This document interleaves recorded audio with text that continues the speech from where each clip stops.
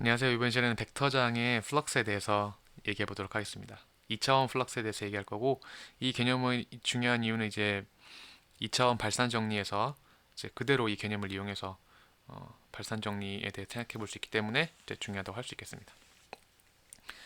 자, 플럭스는 이제 기호는 이런 식으로 씁니다. 이제 선적분을 이용해서 벡터장, 그리고 여기 법선 벡터, 그리고 미소 경로 세 가지를 이용해서 쓰는데, 선적분과 되게 비슷한 이제 기호를 가지고 있죠. 여기 이 부분이 선적분에선 없었고 이 부분이 선적분에선 dr 벡터였습니다. 마찬가지로 닫힌 경로에 대해서도 이제 선적분 계산을 해줄 수 있기 때문에 같은 방식으로 이제 선적분의 개념을 확장해서 플럭스에 대해서 이해할 수 있게 되는 것이죠. 자, 플럭스에 대해 이해하시려면 일단 기본적으로 선적분 그리고 회전행렬, 매개변수 방정식 이 세 가지 정도에 대해서 알고 오시면 좋을 것 같아요. 여기 ADV라고 적어 놓은 건 제가 조금 더 계산이 실제로 해보고 싶으신 분, 그리고 조금 더 깊이 알아보고 싶으신 분, 두 분, 이런 분들을 위해서 정리를 하려고 하는데, 사실 회전행렬이랑 매개변수 방정식에 대해서 제가 다룬 적이 따로 없기 때문에 이 부분은 스스로 학습을 하고 오시는 걸 추천드리겠습니다. 자, 이제 2차원 플럭스에 대해서 얘기할 건데, 이제 XY 평면에서 한번 시작해 보도록 하죠. 자, 이런 벡터장이 주어져 있습니다. 여기서 이제 플럭스를 계산할 건데, 플럭스란 게 뭐냐면 단위 시간당 경로를 따라 빠져나간 유량은 얼마인가, 혹은 단위 시간당 경로를 따라 들어간 유량이 얼마인가, 이거에 대해 계산해 보는 거예요. 자, 그러려면 일단 벡터장이 있고 경로를 한번 그려보도록 하죠. 예를 들면 이런 식으로 경로를 하나 그려보도록 하겠습니다. 이렇게 경로를 그려놓고, 경로는 시작점과 끝점이 있어야 되죠. 이 방향으로 한번 그려볼게요. 자, 이 방향에서 보면 이 경로를 따라서 예를 들어 이 파란색이 제 물의 속도로 간다면 얼마 정도 빠져나가는지 계산할 수 있을 것만 같아요. 여기서도 한 번 더 반대쪽을 보시면, 자, 이렇게 예를 들어 이 경로를 따라서 가는 거다라고 하면, 이번에는 물이 얼마만큼 들어오는지 알 수 있겠죠. 지금은 제가 이제 약간 임의로 여기서 나간다고 하고 여기서 들어간다고 했는데, 이 부분에 대해서는 추후에 조금 더 엄밀하게 정의를 해서 이게 빠져나가는 거고 이게 들어가는 거라는 걸 한번 설명을 더 드리도록 하겠습니다. 어쨌든 지금은 이 경로를 따라서 나가고 여기 경로를 따라서 들어간다, 뭐 이 정도로 생각해 주면 될 것 같아요. 이런 개념에 대해서 배우는 게 플럭스다라는 거에 대해서 아시는 게 좋겠다고 생각해서 설명하는 거니까. 자, 그러면 이제 이런 식으로 익숙한 그림이죠. 이런 닫힌 경로에 대해서도 마찬가지로 플럭스를 계산해 줄 수 있겠죠. 뭐 예를 들어서 여기가 이제 뭐 어떤 마을의 외곽이다, 이렇게 외곽이라고 한다면, 여기 이 경로를 따라서 전체 물이 들어오고 나가는 양을 계산할 수가 있겠죠. 이런 걸 해보고 싶다라고 하면 이제 플럭스의 개념을 적용하면 되겠습니다. 여기서 이제 그럼 발산이랑 뭐가 다르지? 라고 생각하시는 분들이 있을 텐데, 어, 그걸 뭐 잠깐 말씀드리자면, 발산은 각 포인트들마다 주변과 이제 총 유입 혹은 유출량이 얼마나 되는지를 확인해 보는 그 각 포인트들에 대한 거고, 플럭스는 이렇게 벡터장이 주어져 있을 때 경로에 대해서 그 유입 유출량을 계산해 보는 거예요. 두 개념이 비슷한데 헷갈리시면 안 되고, 이 부분은 추후에 발산 정리를 정리할 때 한 번 더 언급을 해보도록 하겠습니다. 자, 그럼 플럭스를 계산할 건데 이제 어떻게 하냐? 전략은 이제 미소 경로에 대해서 플럭스를 확인해주고 전체 경로에 대해서 그 적분을 해주면 우리가 플럭스의 전체 경로에 대해서 얼마나 플럭스가 생겼는지 알 수 있겠죠. 그런 전략으로 가겠습니다. 자, 이제 요렇게 그림을 그려놨는데, 이 그림이 뭐냐면 요런 작은 이 경로에서 작은 부분만을 떼서 지금 이렇게 표시를 한 거예요. 그래서 그 작은 경로의 미소 경로의 길이가 델타 S고, 거기 이제 벡터 중 하나를 이제 V라고 이렇게 적어놨습니다.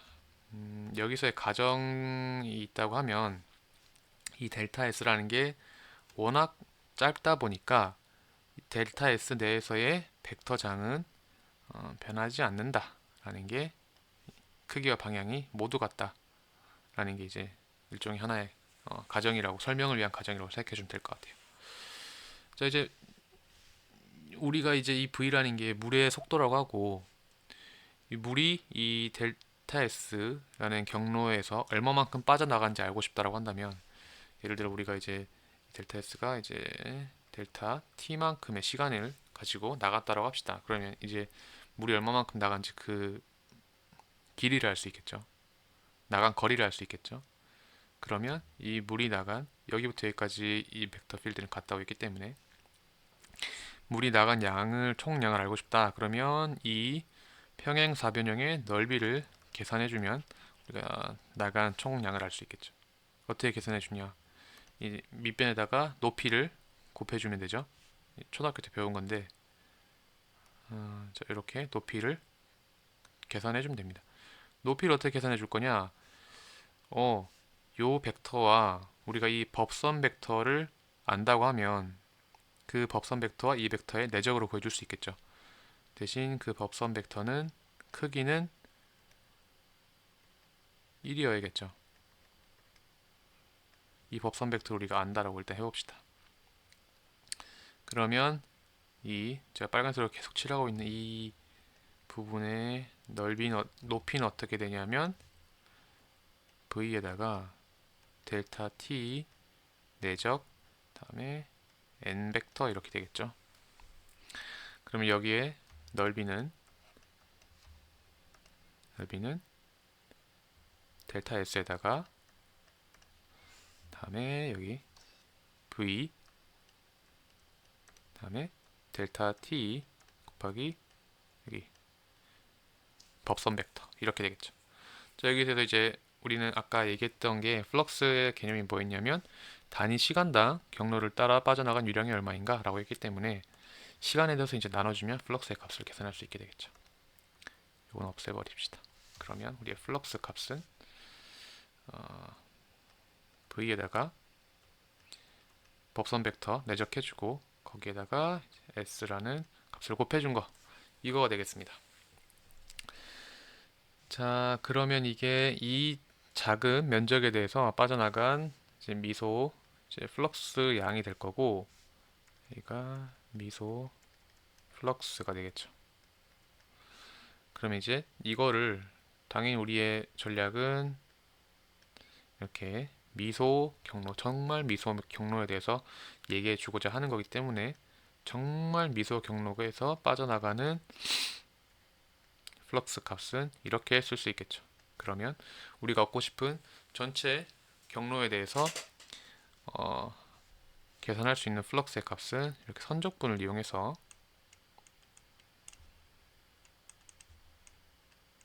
계산해 줄 수 있습니다. 계산해 줄 수 있습니다. 그럼 여기서 이제 이 벡터 V를 일반적으로 벡터 필드로 계산해서 생각하면 대치해서 생각해 주면 이렇게 플럭스의 값을 얻을 수 있게 되는 거죠. 이게 처음 보셨던 이 플럭스의 개념이 되겠습니다. 그래서 뭐냐면 다시 정리하면 단위 시간당 경로를 따라 빠져나간 유량이 얼마인가? 우리의 전략은 미소 경로에 대한 플럭스 값, 물이 얼마나 빠져나가는지를 확인한 다음에 그거에 대해서 전체 경로에 대해서 적분해주면 되겠더라 라는 게 플럭스의 값이라는 거죠. 자, 아까 말씀드렸듯이 이제 이 부분은 이제 빠져나가는 거 여긴 들어가는 거다라고 했는데 그거 어떻게 결정하냐라고 생각할 수 있는데 그건 이제 법선 벡터의 방향을 가지고 결정할 수 있습니다. 잘 다들 아시겠지만 이제 하나의 여기 경로가 있을 때 곡선이나 경로가 있을 때 법선 벡터는 이제 두 가지 방향으로 다 생각될 수 있죠. 이렇게. 근데 왜 굳이 오른쪽에다 그리냐? 일종의 컨벤션이에요. 컨벤션. 뭐 규칙, 불문율 아니면 약속? 약속이 좋겠다. 약속이죠. 약속. 오른쪽으로 법칙을 무조건 따르게 약속되어 있습니다. 자, 이 경로를 따라서 갈 때, 이 경로를 따라서 갈 때 여기 오른쪽으로 법선 벡터를 그려주고 이 경로를 따라간다고 하면 이 경로를 따라서 갈 때 오른쪽에다가 법선 벡터를 그려주는 거죠. 그럼 법선 벡터와 지금 이 벡터가 이제 0에서 90도 사이 각도를 이루기 때문에 여기는 양의 플럭스 값을 가지게 되고, 여기는 이 법선 벡터와 이 벡터가 아니 90도에서 180도 사이에 각도를 이루기 때문에 음의 플럭스 값을 가지는 거죠. 양의 플럭스 값을 가진다는 건 유량이 빠져나간다는 거고, 음의 플럭스 값을 가진다는 건 유량이 들어온다라고 정의하기 때문에 제가 처음에 여기선 빠져나간다, 여기선 들어간다 이렇게 말씀드렸던 겁니다. 자, 여기까지가 이제 기본적인 이제 플럭스에 대한 개념이고요. 그래서 이제 뒷부분은 이제 필요하신 분들이 보시면 될 것 같습니다. 그래서 플럭스에 대해서 좀 더 깊이 생각해 보도록 하죠.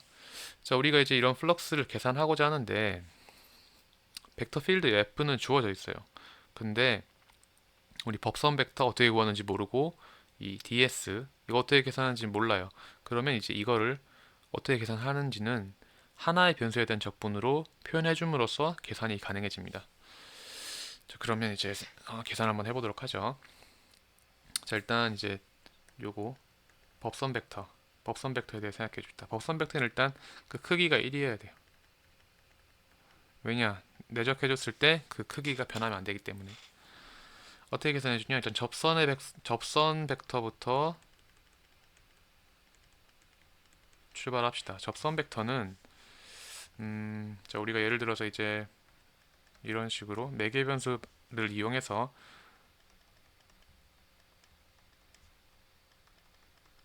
어떤 곡선을 표현한다고 하면은 접선이란 건 이거의 미분이죠, 미분. 그러니까 r't가 됩니다. 거기다가 접선 벡터도 크기는 1이어야 되기 때문에 이렇게 r't의 크기로 나눠주면 접선 벡터가 됩니다. 그러면 접선 벡터는 어떻게 계산이 되냐면 여기 x't의 제곱 플러스 y't의 제곱 분의 여기 x't i 컴포넌트 플러스 y't의 j 컴포넌트가 되겠죠. 이게 접선 벡터입니다. 접선 벡터는 t라고 해줄게요. 일단 t라는 점에서. 자, 그러면 이제 우리 이 접선 벡터의 개념을 이용해서 이제 법선 벡터를 생각해 보도록 할게요. 이렇게. 자, 여기서 이제 회전 행렬의 개념이 이제 포함되어야 됩니다.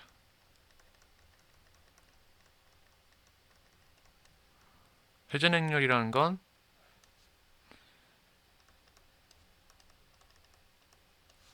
꼬마 신고 고등학교 때 이제 다 배운 건데, 회전 행렬이라는 건 어떤 xy 좌표를 이제 중점이 원점이라고 했을 때 얼마만큼 회전시켜 줄 것인가, 그거에 대한 개념이죠. 자, 우리가 이제 접선 벡터를 이렇게 i 컴포넌트, j 컴포넌트에 대해서 알고 있어요. 그렇기 때문에 요 값들을 어떻게 잘 바꿔주면 이 접선 벡터를 90도 회전시킬 수 있을 것인가 하는 거죠. 그러니까 예를 들어서 이런 곡면이 있다고 할 때, 곡선이 있다고 할 때 여기서 이런 접선 벡터가 있는 거죠. 여기 이렇게.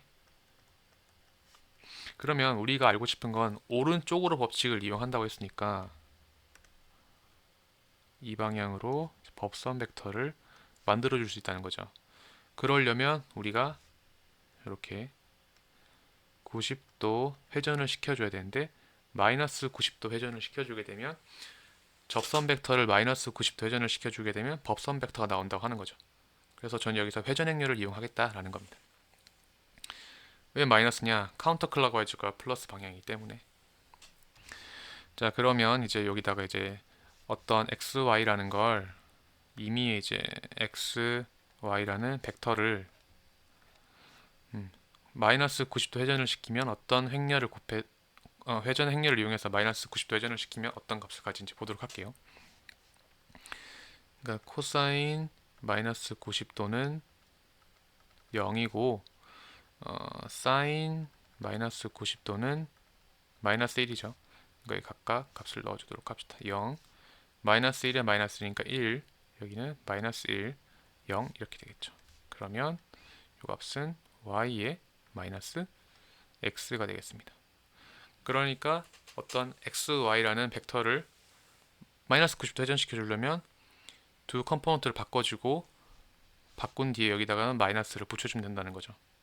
그러니까 이 접선 벡터를 이용해서 법선 벡터를 계산해 줄 수 있습니다. 자, 여기서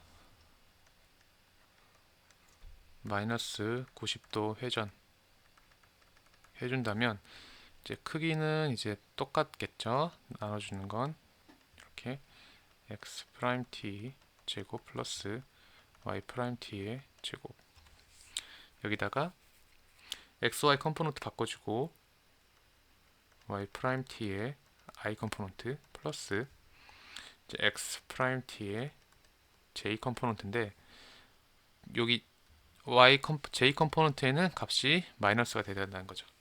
자, 이게 바로 이제 법선 벡터가 되겠습니다. 또 어떤 t에 대한 t라는 포인트에서 법선 벡터가 되겠죠. 여기까지 오셨으면 굉장히 많이 오신 거예요.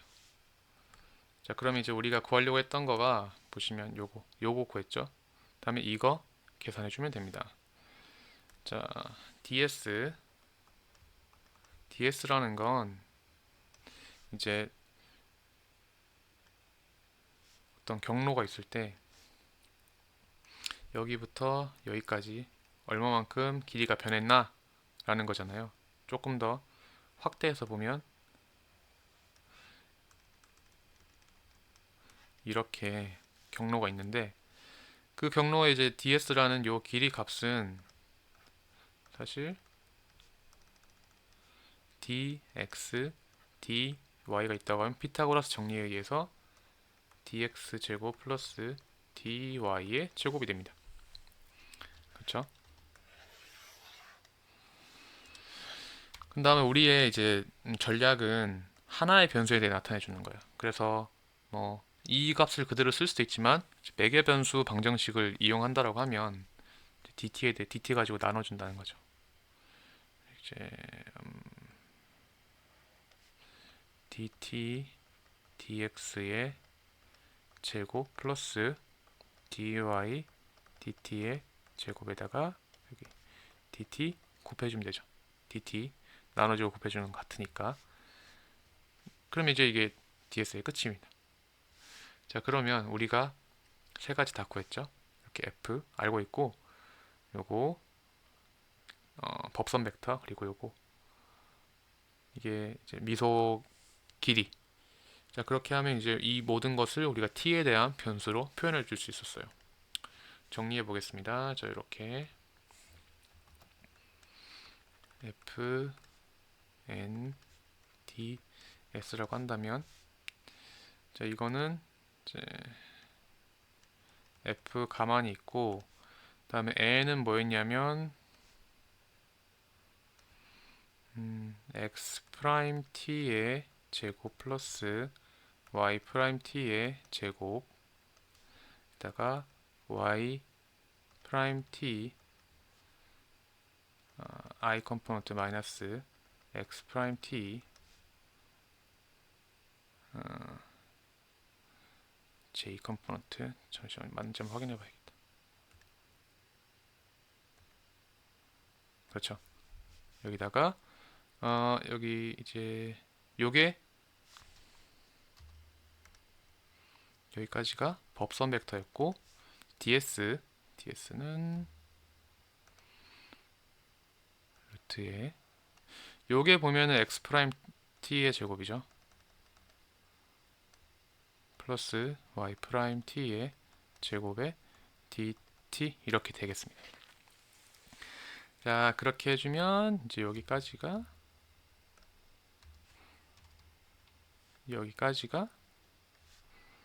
ds가 되는 거고요. 이 식을 조금 더 정리를 한번 해보도록 하죠. 요거랑 요거랑 같죠. 그러니까 두 개 없어지고, 다음에 요거는 좀 정리를 해보면서 얘기합시다. 두 개 없어지는 것까지는 뭐 문제 없죠. 이게 dy dt i 컴포넌트 마이너스 dx dt j 컴포넌트, 다음에 dt 이렇게 곱해지죠. 그 다음에 여기 dt 약분되게 되죠. 그러면 dy의 i 컴포넌트 마이너스 dx의 j 컴포넌트 이렇게 되겠습니다. 그러면 이제 f라는 거가 예를 들어 지금까지 우리가 어떻게 f를 계속 적어왔냐면 f의 x, y는 p x, y의 i 컴포넌트 플러스 q x, y의 j 컴포넌트다라고 했기 때문에 여기 보면 이 부분 내적이 되죠. 내적. 그러면 dy에다가 f의 p xy i 성분만 남게 되겠죠. 그러니까 요게 p dy 마이너스 보시면 q dx가 됩니다. 그런데 이 부분에서 보시면 결국 이 전체는 복잡한데 이 전체는 t에 대한 적분이었어요. 그렇다면 여기서 이제 이 적분은 t가 뭐 a부터 b까지 변한다고 했을 때 t에 대한 이런 적분으로 결국 마무리할 수 있게 됩니다. 그러니까 하나의 변수에 대한 적분으로 표현해 준 거라고 할 수 있죠. 복잡한데 이제 이걸 문제를 풀어보면서 한번 간단하게 어떻게 실제로 t에 대해 적분하는지 알아보고 이제 마무리하도록 하죠. 이제 f는 이제 이런 식으로 주어졌다고 합시다. 그리고 라인은 이렇게 3,0에서 0,3으로 이 방향을 이동하는 경로를 가지고 플럭스 적분을 하라고 하는 거죠. 플럭스에 대해서 한번 생각해 볼게요. 자, 그럼 이제 매개 변수를 이용해서 x와 t를 표현해 보도록 합시다. 그러면 여기는 처음엔 3이었다가 시간이 지나가면서 0으로 바뀌어야 되죠. 그러니까 3-3t yt는 3t가 되겠죠. 처음엔 0이었다가 이렇게 3으로 가야 되니까. 자, 그러면 이제 우리의 경로 적분 그리고 여기서 t는 0부터 1까지 이렇게 보면 되겠습니다. 경로 적분 때 우리는 플럭스에 대해 적분해 줄 거니까 자, 여기 t는 0부터 1까지고 아까 식에 따르면 p dy 빼기 q dx가 되겠죠. p dy 빼기 q dx가 되겠네요. 자, 여기서 보시면 f는 이 i 컴포넌트만 있기 때문에 p가 2가 되겠네요. t는 0부터 1까지 2.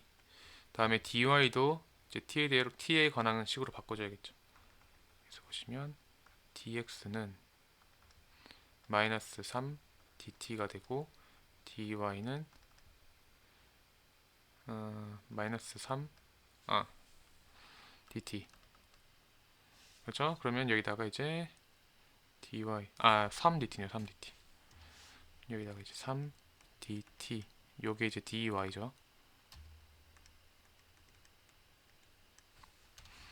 빼기 q는 지금 보면은 값이 없어요. 그러니까 0이고 dx는 마이너스 3 dt 이렇게 좀 요게 dx였다 라는 거고, 그러면 이제 계산을 해주면